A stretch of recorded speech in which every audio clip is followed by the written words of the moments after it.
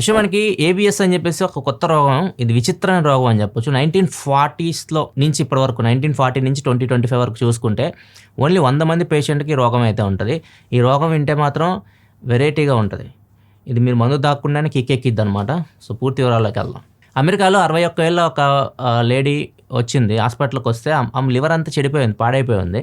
దాన్ని ట్రాన్స్‌ప్లాంట్ చేయాలన్నమాట. Complete change చేసేయాలి. ఆమె ఆల్కహాల్ ఒక్క చుక్క కూడా తాగలేదు. ఆమెకి అసలు ఆల్కహాల్ అలవాటు కూడా లేదు. యూరిన్ శాంపిల్స్ చెక్ చేస్తేనేమో ఆల్కహాల్ కనిపిస్తా ఉంది డాక్టర్స్‌కి. మీరు అబద్ధం చెప్తున్నారు, మీరు నిజం చెప్పండి. మీరు శాంపిల్స్‌లో మాత్రం ఆల్కహాల్ కనిపిస్తుందని చెప్పేసి అంటే ఆమె నిజమే చెప్తున్నా. నేను ఇంతవరకు ఒక్కసారి కూడా ఆల్కహాల్ ఒక్క చుక్క కూడా టేస్ట్ చేయలేదు. అసలు ఎలా ఉంటుందో కూడా తెలీదని చెప్పేసి ఆమె చెప్తుంది. అలా అని చెప్పేసి ఆమెని అబ్జర్వేషన్‌లో పెట్టారు. నార్మల్‌గా అబ్జర్వేషన్‌లో పెట్టినప్పుడు వాళ్ళు ఫ్లూయిడ్స్ ఇస్తారు కదా! ఫ్లూయిడ్స్ ఇచ్చిన తర్వాత మళ్ళీ యూరిన్ శాంపిల్స్ టెస్ట్ చేశారు. టెస్ట్ చేస్తే ఆ శాంపిల్స్‌లో కూడా ఆల్కహాల్ కనిపిస్తుంది వాళ్ళకి. వాళ్ళు ఆశ్చర్యపోయారు, ఏంది ఇలా వస్తుందని చెప్పేసి. మొత్తం కేసు రీసెర్చ్ చేస్తే అప్పుడు తెలిసిందేంటంటే ఆమె గట్ హెల్త్‌లో కొన్ని ఫంగసెస్ ఉన్నాయి.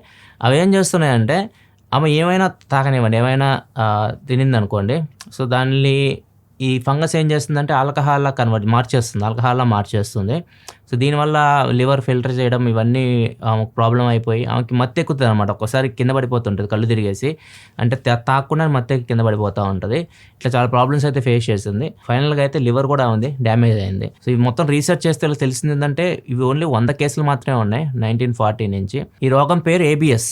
ఏబిఎస్ అంటే ఆటో బ్రెవరీ సిండ్రోమ్. ఓన్లీ 100 మంది మాత్రమే ఉన్నారు పేషెంట్లు. చాలామంది ఏమనుకుంటారు, అబ్బా ఇదేదో బాగుంది, మనం తాగకుండా మత్తెక్కుతుంది అనుకుంటారు. చాలా డేంజర్.